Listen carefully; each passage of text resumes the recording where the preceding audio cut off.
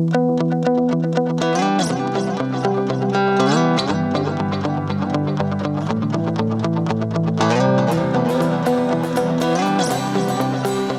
our last episode, we focused on the trends in physical and online retail.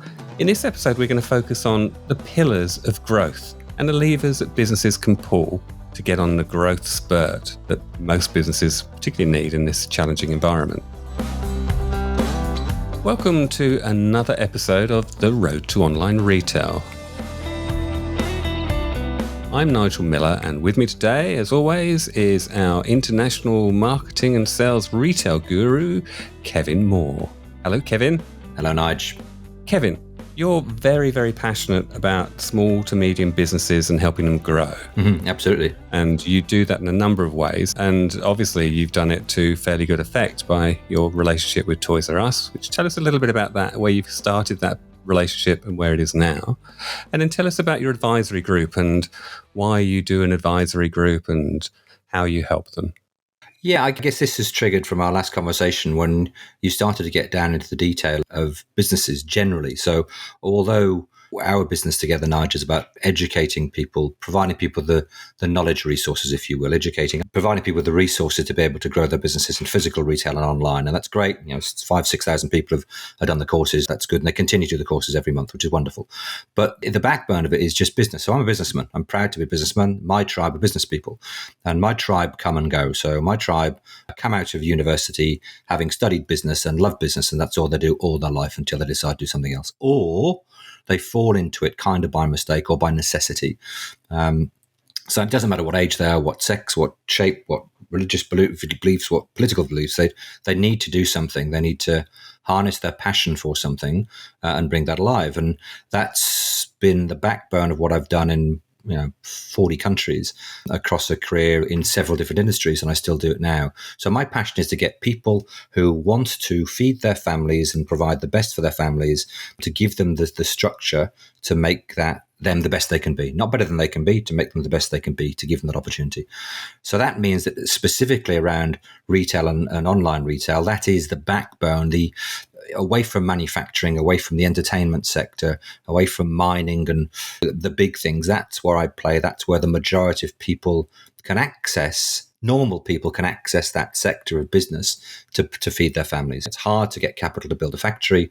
It's hard to get capital to dig a mine, build an airline, but it's not hard to get enough capital to be able to set up a shop or to set up an online store. So that's my passion. Let's just step back a little bit, though, because I don't think we've ever actually covered why you are recognized as an international marketing and sales retail guru, and why people are inviting you to become and be their chairman or on their board and all this sort of thing.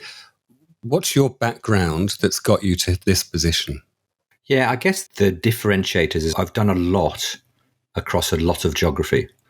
So I've lived in 10 countries, I've done business in 40, 50, I can't remember, and across a lot of industries. And on that way, I've always immersed myself just behind the curve of whatever is happening. So I say this time and time again, I haven't made 1 cent of any of the wealth for me and my family around being innovative. I've always been a fast follower.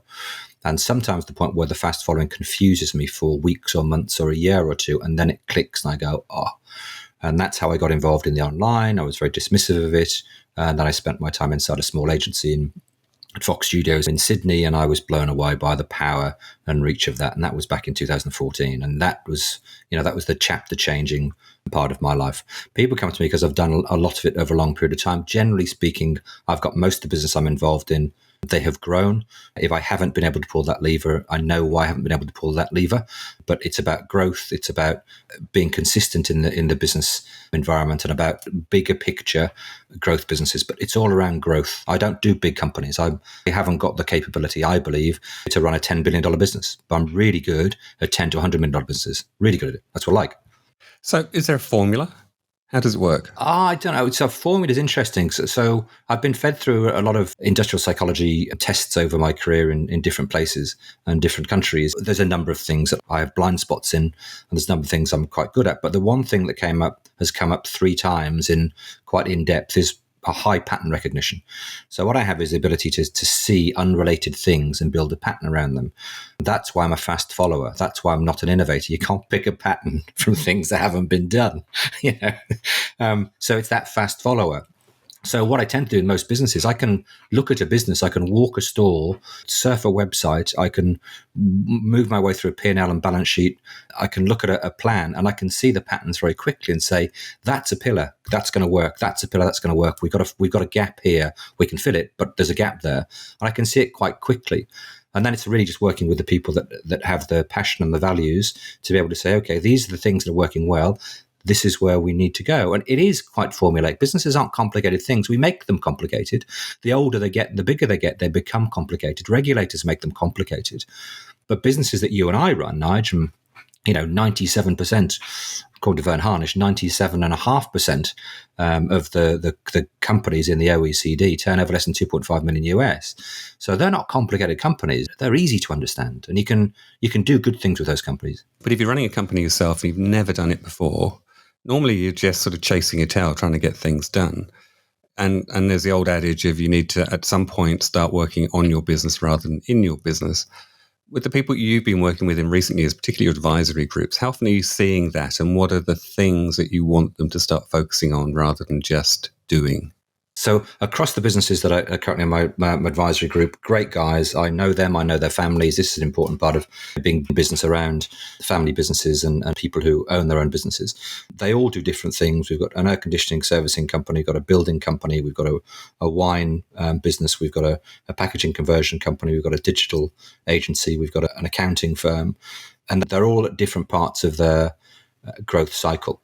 And they can accelerate at any point they choose to. In the life of their business, there's an opportunity to grow, to go to a new pillar, or to do more of what you're doing, or to bring on people who have skill sets that you haven't got. It's all there. Anybody can do it as long as they have people around them that give them the confidence and can guide them and stop them dropping in a hole. The question you specifically asked was, if you've never done it before, it's very hard. It is very hard.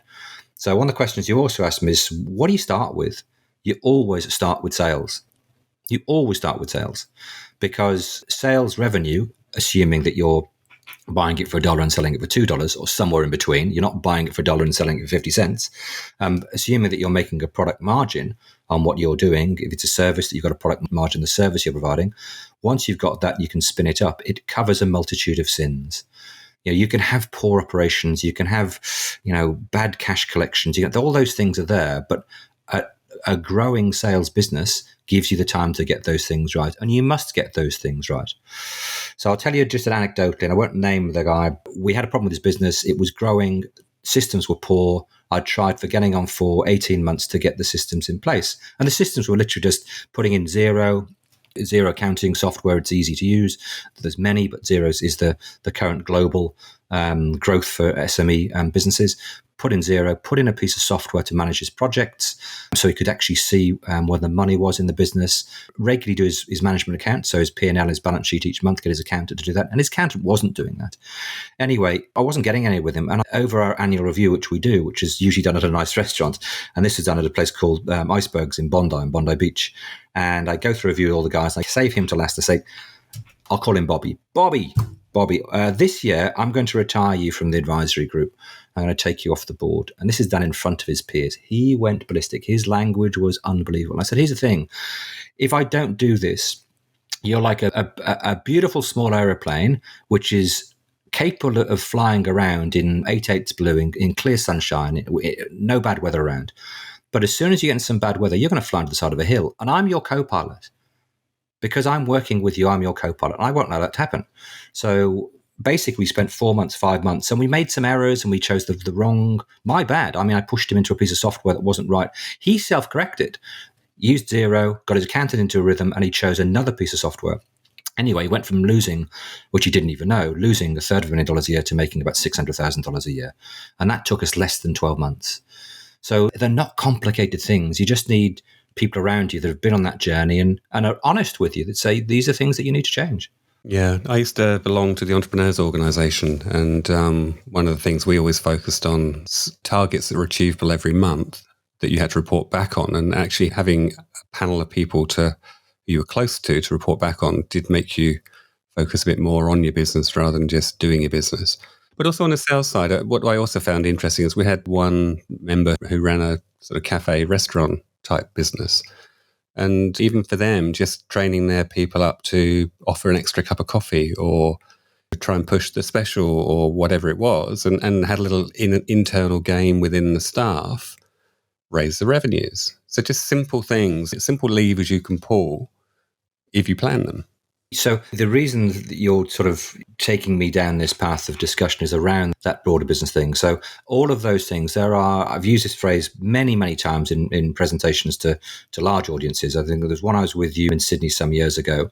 There was about 6,000 people in the audience. And I used the phrase, which I've used, within this room, there are enough ideas to make every single person a millionaire. However, not to be confused, only a small number of people would put those into reality, make them a real business.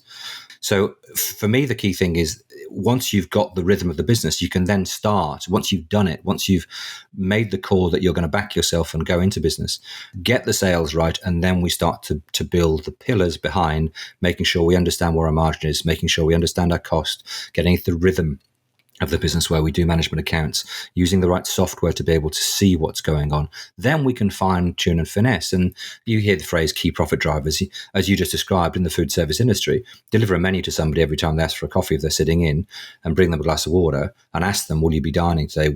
These are all unique, special things that drive sales. And again, that's a sales, not a marketing, that's a sales thing. So when you say to somebody, would you like, it's a sales thing. The marketing thing is you bringing them in. They're there in the first place. That's about the awareness and engagement. Engagement is you've said, can I do something? That's the sales part of it. So run me through the pillars. What pillars are we talking about here? What are the key pillars that everyone should be focusing on, no matter if they're physical or online? So first of all, you've made the decision that you want to go into a business that you like. I'm going to assume that because most people are going to businesses they don't like tend not to be successful. You go into a business you like, you're passionate about it, you focus on making sure that you get the best, whatever it is that you can find that you believe is the best for you. And then you start to communicate that as widely as you possibly can. Make as many people as possible to know that that is there, and then drive that consistently every single day, every single day. How can I increase my sales? How can I increase my sales every single day? Behind you, every month, you're looking at a P&L. And people say, I don't understand P&Ls. P&Ls are the simplest things in the world. Once you get into the rhythm of using them and enjoying them, it should be something that you want to look at. So you can look at your product margin, understand that every time I sell a cup of coffee for $3, I make $1.80. Wow, it's great. So I need to make sure I'm doing that. And any point where that ratio drops, I'm doing something wrong. So being aware of the numbers, then it's just consistent service, making sure that you're providing the best service you can, that people want to come back. There's no point in winning new customers while other customers are leaving. One of the key things we look at online is the return customers. And we need our return customers to be growing every single month. Because we know that when we get to key selling times, we will have new people come and try because the brand's getting stronger, it's better known, but the return people will come back and they will spend more and they'll tell people about it. The phrase I'm using now, within all the courses that we've done, they're no different to the mantra I've been chanting for 15 years. But each business got its different pillars. But the key pillars are you got to sell, make sure your revenue's going up. You got to make sure your gross margin's right. You got to be aware of your costs to make sure there's something coming out the bottom. So this is another point. I often get involved in people who are going through a change in life. So they are changing a partner, and it's sad it happens, and there's a business involved. And I always joke that when you're in a stable relationship, your business is worth $1 million, and when you're getting divorced, it's worth $10 million, because a lawyer says, as part of the asset carve-up, this business is worth much, much more. Anyway, when you get to that point, the key thing you've got to remember is that businesses provide an income to people from the costs as well. So when you run a business, you're paying yourself a salary, and you may be employing part-time members of your family. And when they're going through school or whatever it may be, they're part of that. It doesn't have to make consistent profits sufficient to distribute dividends, because you have a job and the business gives you flexibility. We talked about time dividends many times. A business gives you time dividends. Nigel, you've got a gorgeous young daughter and you get to see Tess because you have a time dividend from the business that you have. If you worked for a major editing company or a major production company, they would have 60 hours of your life every single week and you wouldn't have the flexibility to see Tess. That's a time dividend. The value of that's unbelievable. So we must remember these things. And often at the end of it, I heard people say, "Oh, I've put up with your business all my life, and it's never made any money." Hang on, the house we're living in, the cars we drive, the whatever, are all a function of the business and what it's been doing, as well as what everybody else in your family community is bringing. This is getting a bit deep, Nige, but I think it's the key for me. That's what makes businesses what they are. There's a couple of interesting points there. I mean, from just my own personal perspective, I used to run a production company. I used to do the 60, 100-hour weeks, and that's probably why I've got an ex-wife as much as anything else, and didn't love the business at the end of the day because it was just work turned into work and managing people and on, doing the accounts and all the other bits and pieces.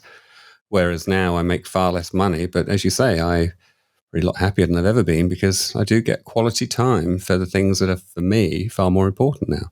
And going back to, and we've had this conversation many times, your business and your and my businesses, the ones that we share, at any point, those can be amped up. And there's a point in time, and this is, again, the great flexibility of businesses, you can put them into a holding pattern to fly in that clear blue sky to support your lifestyle and things that you need at those moments in time. Yeah, and I'm at that point now of needing to push forward because my daughter's getting more and more independent. And in a few years' time, she won't be needing me. Absolutely. And then what we do is all the things we talk about here, we start to do again. We bring them out, we dust them off because we've done them before. We dust them off and we look at how we grow your business, and that's what we do.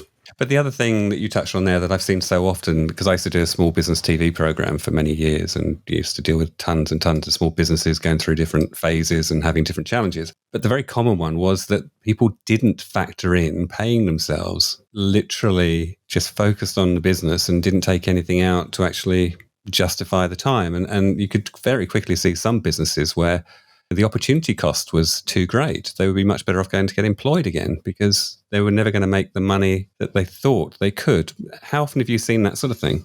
Only every day. Only every day. So Aesop's fables with the old man and the son and the donkey. And again, I've used this comment for businesses. The donkey is your business. The donkey has to carry your weight. So that's why it's okay not to make a profit at the bottom if you're paying yourself the rate for the job you're doing in that industry. Time is all the other things that you get, and flexibility and the pride of running a business and the roller coaster and scariness of doing it. But it must pay you a salary. And I was taught that at an early age by my chairman. He's still my chairman's chairman. Pete celebrated his 70th birthday last week. At one point, he's the top 30th wealthiest man in Australia. Because it's private now, I don't know. He might be number 22. But wealthy man, his second generation of businesses, his family involved in it, they're amazing. And he's still my mentor. And he taught me when we were building the business together, which he owned part of, that this business must pay market rates. So if that means at the end of the year you haven't made any money, okay, have you grown? Yes, we grew by 20% again. Fantastic. So you're investing the profits back in the business, but you're paying yourself the rate that you would expect. If you're paying yourself the rate you expect in the market and you're consistently losing money with no end game, then you got to question why you're there. And I've advised guys to do that, to say, look, at the point where your business doesn't look to be kicking, if you continue doing what you're doing, then you need to decide whether you go back to working for the man, working for the lady, and give up your business. I have a situation at the moment with a guy that I've known a long time, and I said to him, he's got a phenomenal property portfolio. He's the kind of guy who builds a great business, got it to $10 million a year, makes $1 million a year every year, year in, year out for 12 years. Doesn't want to grow, has got into a rhythm. Because of that, he distributes the monies from his business and has the most magnificent property portfolio in Sydney. Beautiful properties. And I said to him, listen, the core of the business is going nowhere. COVID's changed all of that issue. How are you doing? He said, I'm able to make a little bit of money from it. And I said, so where are you making most of your money? Oh, I've pivoted and my social media arm is now significantly greater. I said, cool. Then I'd suggest what you do is you put a bullet in the old business. Shut it down. Take out whatever retained profits are in there, stick it in the other business, because if you cannot see genuine growth on the other side of COVID for the industry you're in, go and do something else. Go and do something else, because things have changed and all you're going to be doing is treading water. The $1 million isn't going to be coming out the bottom because that sector won't support that anymore. I must have seen this more than anything else, where you're seeing businesses that a person has invested so much in, but it's not working. And maybe they've tried pulling the variety of levers that could be pulled fairly easily and it's still not working, but they're so invested they can't And there's pride as well. They can't quite see that bullet is necessary. It is putting the animal out of its misery. Mm. So you asked me a question. I use this phrase. I'm a capitalist with a socialist heart. I believe in business. I believe that money needs to flow to places to allow people to grow businesses, to employ more people, to pay more tax, earn the money and pay the tax, which I'm doing. I've just done my tax returns for different businesses in the last few days. And beautiful. Earn the money, pay the tax. So I believe that, but I also believe that as a socialist, that society must be improved by the things that we do. So in Australia, Canada, New Zealand, they tend to be these funny capitalist markets wrapped in a socialist country. And they work pretty well. In the US, there's a far better support. And the theme I'm going to go on to with this one, there's a far better support for people to fail in business. So in many countries, failing in business is a terrible thing. And oh my God, isn't it awful? In the US, it isn't. And the fact that they have a place called Maryland and they have Chapter 11 and they have these different laws and different corporate structures. And since the 1700s, they've made sure that the business owner has as much right as the people lending them money, allows people to do that. So they don't get worried. If it doesn't work, start another one. As the person putting in the money, as the capitalist, you get that. Okay, I'm putting in 100 grand. I'm going to get back 200 or nothing. Yeah, it's interesting because I don't think there's a single successful entrepreneur story that doesn't tell you about his failure beforehand. Or her failure. Or her failure. Yeah. So I see that as a difference. So I'd love to see, and we're seeing it, the safe harbor laws are coming in that will give people more comfort. It's interesting. A lot of people that I talk to, a great guy I know, and we work together in many different countries. And I said to him at one point in his career change, I said, hey, why don't you start a business? And he was aghast. He said, look, I just want to go to work. He earns a lot of money. I just want to go to work and do a good job. The idea of running a business was petrifying. And it took me a few years later to ask him, hey, do you remember we had that conversation? And your reaction, he goes, yeah, kind of. So what's your aversion to businesses? He said, I could lose everything. So if you work in a corporation, if you work for a government department, you're not going to lose everything. But there is a chance, certainly where the laws of the old world are very much against the people lending the money, not the people who have borrowed the money, you can run the risk of losing everything. You lose your home, and that's what stops a lot of people doing it. Let's brighten this up a little bit. No, it's great because that's the burning platform or the burning desire. So the only two successful things that get people to be great at their businesses is they've got a burning platform. Oh my God, I've lost my job. I've got to do something. Or it's a burning desire. I really want to do this. And with COVID, there's pretty more burning platform than burning desire. I think there was to begin with, Nige, but I think the change in the world is you casually discuss the fact that you look after your daughter and work flexibly. That was available to you as a business owner, and it's become available to more people because of COVID. So I think what we're seeing is people are saying there's a wake-up call. I don't want to get back on the tube in London Underground. I don't want to go on the A train in New York again. I don't want to schlep my way on a tram back in the middle of Melbourne. I don't want to do that anymore. I don't want to get to sit in bumper-to-bumper traffic, 10 hours a week, 10 hours a week. They're saying, I'm not going to do that. So they're either saying to the companies they work for, I'll come in 3 days a week, make them 2. So home working is going to be normal. Or you know what? This has given me a taste of something that I want to do, and I want to go and do it. And the democratization of business has been driven by COVID, the accelerated adoption of online. It can be done. You can do it from no matter where you are. Yeah, I mean, I have to say, from my experience last year, I did a job where the CEO of this company was over in Perth, and we needed to do a really, jazzy little video to open up this big event. So I was going to shoot him green screen, but, can't get to WA from the rest of Australia because they're shut. And we actually had a 2-camera shoot in a green screen studio in Perth. I was on a comms channel, and I could direct him and see everything going on, and basically directed a session as if I'd been there from sitting in my office in Central Coast. And I thought, crikey, I would never in a million years have thought you could do that. And also the time I saved and the money the company saved. And the footprint. I mean, the other thing that we're seeing, so the events business got in NICOM's group in Asia to Singapore. A number of things out of COVID have come to the fore, and CFOs are now in control of the travel budgets. I mean, look at the money that Microsoft and Apple and the tech companies have made in the last 24 months because they've stopped travel. They stopped travel. I mean, the big drug companies, they've stopped travel. They're not flying across the Atlantic every 5 minutes. And CFOs have got control of it. And they're going to be saying, your traveling is going to be a really good reason for it. on top of that, I mean, we're serious about the planet. Whether you're a believer or disbeliever, we need to improve, how we live in our home, because it's a little round when it spins around, and we haven't got many other homes to go to. So people are saying, if you get an aeroplane, why? It's got to be a good reason. Tell me the reason you're getting an aeroplane, because forget the cost of it. The impact on the planet, and if you're getting a private jet, please tell me why, there's an impact on the planet. So that isn't changing. What you described, so the Singapore business, the software view does exactly that. We can have people in different stages and on different countries, and they're blended together to appear on the screen to be sitting alongside each other on exactly the same stage anywhere. Let's go back to our pillars. So we talked about sales being the first pillar, understanding your P&L. Where'd you go after that? So we used to use data in an old-fashioned way, but now the data is so fast, you need to be looking at saying, what is happening, what's the rhythm of the business, and then affecting some change. So there's a great publication that's come out in Australia, which is called The Squiz. It's a funny little online news service, for want of a description. It's done lightheartedly, but it takes 5 or 6 key areas of the news around the world and locally, and delivers it to your phone at 5 o'clock in the morning. It's great. They keep trying things. So I've watched this business for some time. They keep trying things. And there's a great one they've just done where they said, listen, just touch this button on the screen and to let us know you've read. We know you've opened, but have you read it? Because it's right at the bottom to say you've read it. And we're going to put you in a drawer to reward you for reading. We're going to try it. A lot of the fintechs try things and look at the data all the time. We do online with Toys R Us. We will pull a lever in a category, and it's not just about price. It's about bundling. It's about new offers. It's about different way of communicating, and we'll look at the data. So the data all the time.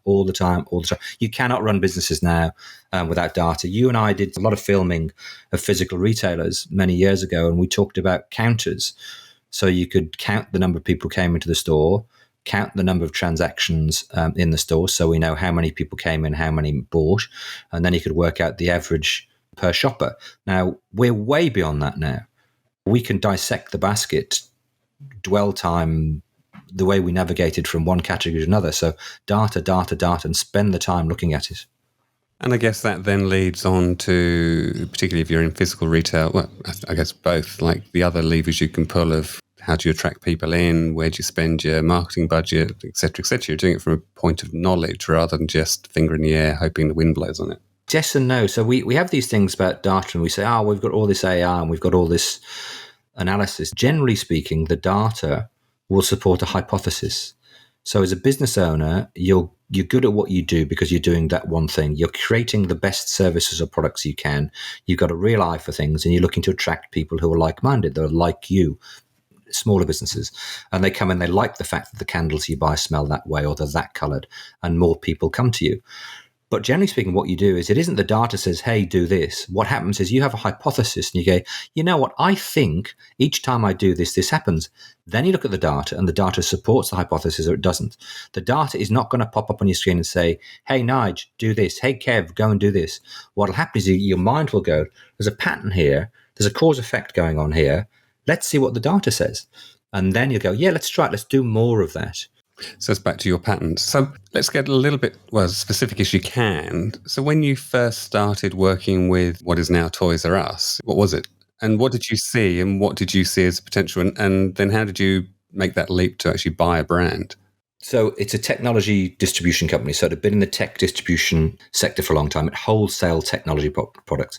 It wholesaled screens and PCs with a gaming focus. So things like Thrustmaster. So if you're a gamer, you fly A10s and you fly jets with Thrustmaster joysticks and NZXT and lots of technology gaming, but wholesaling. So buying it in bulk, breaking the bulk down and selling it into resellers, retailers in Australia. But Lewis Matoney, who's the founder of it, brain the size of a planet, fantastic values, and I'll come back to values, fantastic values, had been online, in the late 90s, and one of the first online retailers, and hadn't got in that rhythm. That's why I said you can pivot. Hadn't got in that rhythm. He came back to it and founded Hobby Warehouse, and we worked together to bring Hobby Warehouse to the point where it became more profitable and faster growing than his technology business.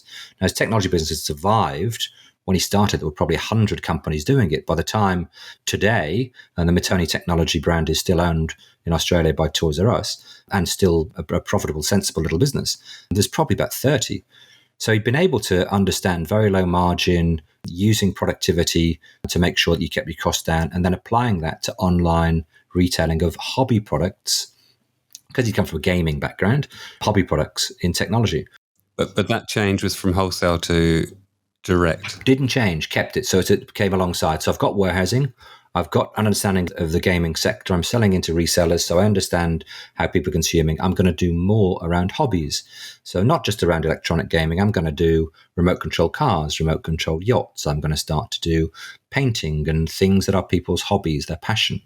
And we worked... Because that was his passion? Yeah, so that was his passion. He loved it. He loved the fact that hobbies and play grows people's minds. It entertains them. It's something they do outside of work.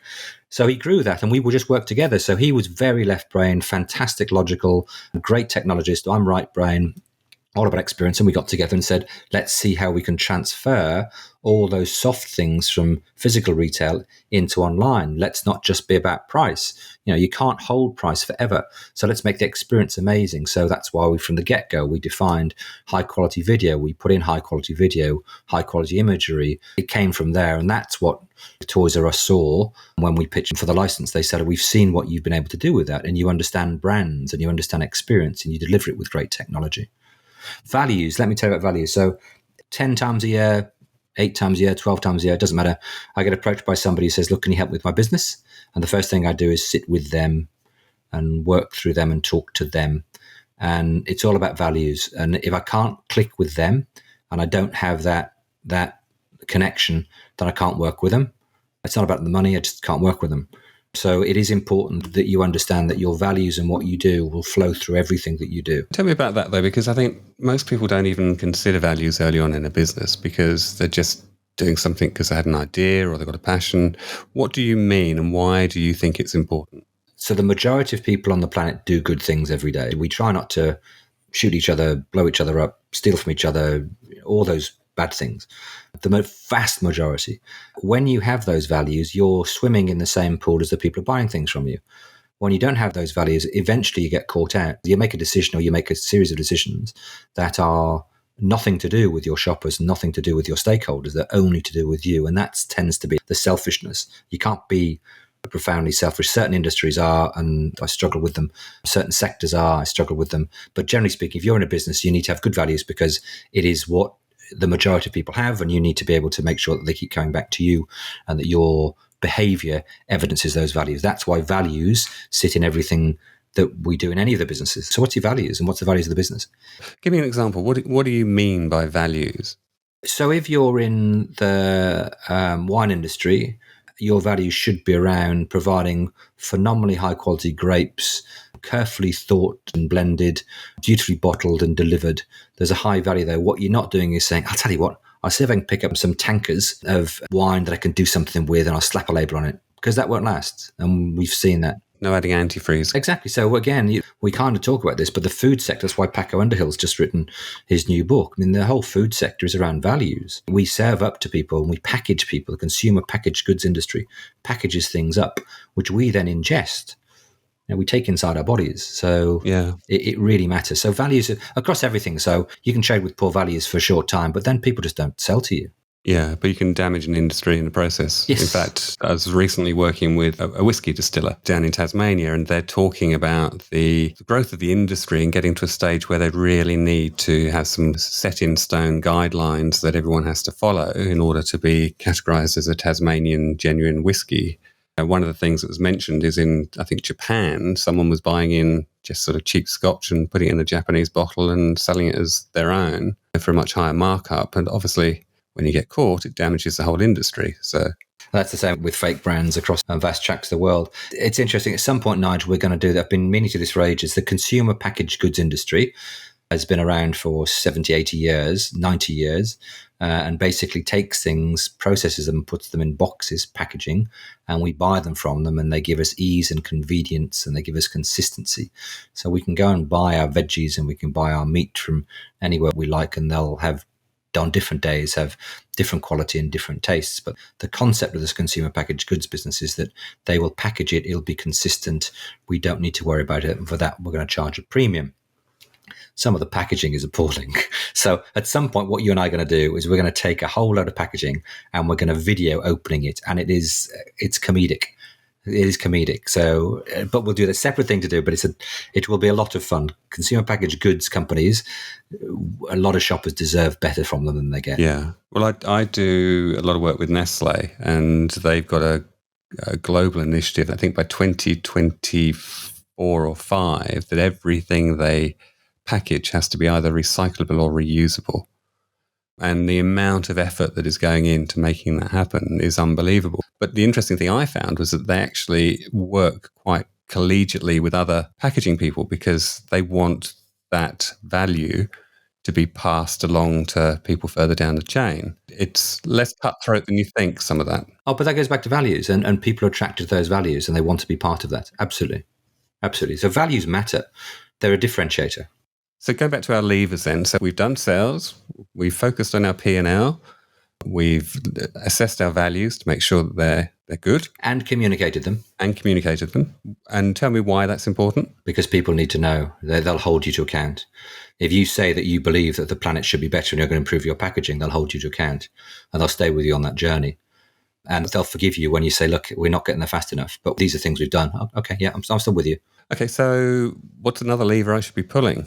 So then it's about your customers, making sure that everything is around your customers, your shoppers, and that you're growing the number of shoppers that are being exposed to your brand. That's the marketing, the awareness, that they have great experiences, that we're now at the point where the business is growing. So the sales, which have covered a multitude of sins, now we can't put those at risk. So early in the piece, we put them at risk. If we're growing by 100% a year, we're doubling every year, and we're annoying 10% of our customers, letting them down, we've still got growth. When you get to a certain point, that's no longer acceptable. You can upset 2%, 1%, 3% of your customers, but not anymore. So that at that point, sales has got to be protected. You have to provide a great service, a great offering, so that people are coming back and that more people are coming in. So that's your marketing, awareness, engagement, finding new sectors, broadening your offering. The shoppers buy things, lots of things from other people and not you. And if you had them, they would buy them from you. So you got to clearly look at the categories, how you can put in a parallel category or an adjacent category and allow people to have that choice. And you'll know in 90 days, if you list another 30 lines and tumbleweed blows through them for 90 days, then take them down or clear them out. Don't buy them again. But if people like them, then your product guys should be leading that, which is a great segue into people. Before we get to people, though, because the other key word that we have in our road to retail is shopper experience. And I know in our first course we put together talking about sort of theatre of retail and even for online, how you can get the theatre in this. So that's the thing that people should probably look at as well. How do they lift their game in the shopper experience? Yeah, so there are mandatories that you put in and they never go away. But the quality of the work that you do, the quality of the imagery that you use, the quality of the copywriting that you do, the quality of the thought that goes into your promotions, the quality of the communication, the timing of it, it matters. Nabokov wrote, God is in the detail, good things in the detail. And if you do that, then you have a solid business. If you get slapdash and it's close enough is good enough, it shows through. So don't do it. Right. So now let's move on to people. When you triggered my mind about growth companies, the greatest growth I have ever experienced and have been involved in assisting create has been when I can get people around us can get the leaders to bring in more people who do things better than they do. And it is the game changer. And once you do that, once people have the humility and confidence to do that, their businesses change. And good people want to be around entrepreneurs. Good people want to be around business owners because it allows them to do things they couldn't do in big corporations. You have far more autonomy. One of my daughters-in-law works for a great business, and she has come in as a tech background. And it's interesting. A lot of young women go into technology and they're very, very good at it. They don't immerse themselves in it the way some of the male developers do, but they're really good at it. And then 10 years later, they leave and they go and do something else because it's not something that absolutely consumes them. They're just good at it. They're technically adept. They can multitask. They get attention to detail. And often they come out of that and they go into marcoms, they go into marketing communications, or they go into operations, or they go into logistics because they understand that I got an issue, I can solve that with 4 lines of code. And she's working with this company, and what she's been able to do has just changed this company, and they're accelerating their growth because they've realized that she's way beyond, her capabilities are way beyond what they hired her for. And when you bring those people in, it changes everything. Bringing in a good cost estimator to a construction company changes everything. Bringing in a good cellar door manager, when you want to retain and grow the number of people who come to your cellar door, you bring them in, it changes everything. Changes everything. Yes, I totally agree with you. However, the downside of people is they can be bloody hard work. I love working with people. Yeah. My greatest pleasure is watching people grow, no matter where they are in their career. And so many people I know in my career who have gone into something, it's not worked out. Oh, their confidence gets knocked, and somebody comes along and says, don't worry about that, try this. Because again, you seem to have an affinity for that, and then they just blossom. But bringing people in, good people in, and mea culpa, I remember my business partner in the early days when we were only just making money said, we need this person to come in. I said, we can't afford them. I said, we can't afford not to have them. So what do you mean? He said, well, you can't do that. We've gone from 50 people to 250 people, and you can't look after HR, bring them in. And it was the best thing we ever did. Our systems, our processes, our recruitment, our talent just boomed. Yeah, it's an interesting thing that I learned as well, that the idea of people is actually they make you more money. Yeah, they have to be led, and we have to do all the right things, but that's the point. And once you're making that decision, you have a robust business because the processes are then in more people's minds. There's a sharing, there's a different analysis, there's a wider range. And once you get that point, it's then just recycling all those things and staying into that rhythm. The noise comes out of the business, things are being shared, and you'll continue to grow. And you'll grow for 2, 3, 4, 5 years until you hit another mountain or hill that needs to be climbed. And I guess the other thing with the way things have changed is the great joy of online is that you don't actually have to employ people necessarily. You can contract them in for whatever it is you need. Yeah, but here's the thing. So if you hold up some of the best companies we're seeing around the world, they are employing, but they're not employing in a binary sense. And I mean that in terms of both the hours people work, their remuneration, where they're located. We're opening in the UK. We have a number of people in the UK and in Australia and in Korea and in China and in my Singapore business got people all over the place. And so it should do. It's an events business. I've got people based in Bellingen, New South Wales, Singapore, Kuala Lumpur, everywhere. And that's how it should be. So it doesn't matter where they are. And some of them work 10 hours a week. Some of them work more. But you have to open your mind to those things. Okay. Anything else we should be pulling lever-wise? You've quite surprised me with this one because generally speaking, we're talking about the bigger picture stuff, but you kind of triggered this yesterday when we were chatting about things. You said, hey, we tend to focus on the road to retail and online and retail, but you actually advise businesses across a broader range. And yeah, I do. So those are just some of the things that are there, and none of them are new. You can read them all in Vern Harnish's books. You can read them in a lot of people's books to support your businesses. Yeah, Vern was one of the founders of EO, so I met him a couple of times, and very fascinating man. Brilliant guy, yeah, met him a few times. So just to recap then, so sales is the most important thing. Make sure you get it right. Make sure you understand your product margins. Then make sure you're in the rhythm of looking at your P&L balance sheet every single month. Then as the business grows, make sure you're getting underneath the data. Throw hypotheses and get the data to support your hypotheses. Then make sure you bring your customers back because service matters. So once you get to a certain age, it's no longer acceptable that sales will cover all your multitude of sins. You have to really look after your customers and bring in new customers. And then finally, when you get to that point where you're bringing in people who are better than you, then you know you're away. And that's the final kicker. Once you get to that point, the business just takes off. Yeah. Okay, well, I think that should give anyone food for thought because you can dive into any one of those pillars and start focusing on it and seeing what levers you can pull to make them grow. And for the avoidance of that, that's just my humble opinion. So Wharton will have a different view, and Harvard and INSEAD and Henley will have different views. But you ask me as a small business advisor, owner, director, investor, those are things that I tend to keep front of mind. They were things that were taught to me and they tend to work. Well, thank you for that, Kevin. So basically, if you want to learn more, check out our courses. There's stuff on sales into retail. There's stuff on shopper experience. There's lots there. There's online shopper experience. There's lots to look at. And we're going to have a new website very soon too. So the other thing, you and I did a review yesterday on the Udemy site, which is the backbone of our distribution. And it is amazing, the feedback. The ratings have improved. Now, this course is 4 years old. The ratings improve every year, every month. We're getting better ratings as people have got more to benchmark against.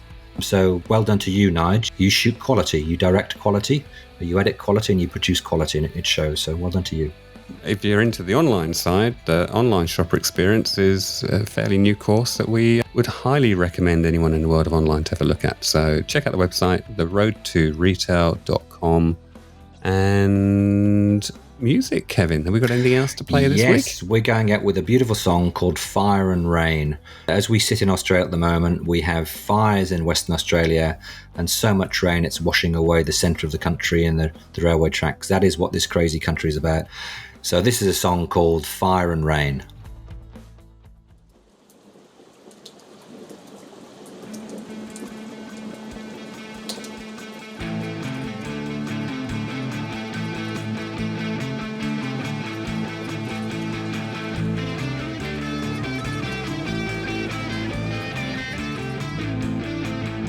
I wake up to the sound of rain. I hope it won't stop for days. Nectar falling from the sky, quenching all the fires. I step outside to get soaking wet. Please keep raining, don't stop yet. Farmers praying for the rain, hoping to plant some grain. Fire and rain, causing so much pain. It'll take you down, it'll make you drown, it'll turn your life around. Fire and rain, causing so much pain.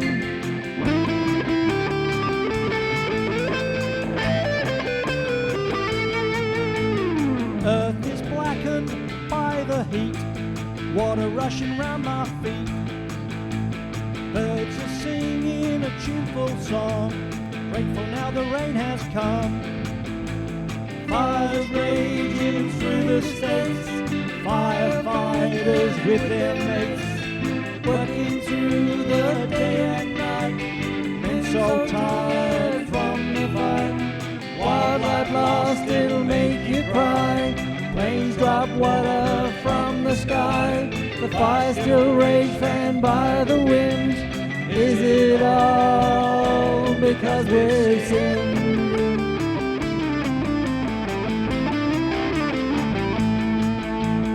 No stopping this inferno, so we're told by journals. Houses lost and people too. What are we supposed to do?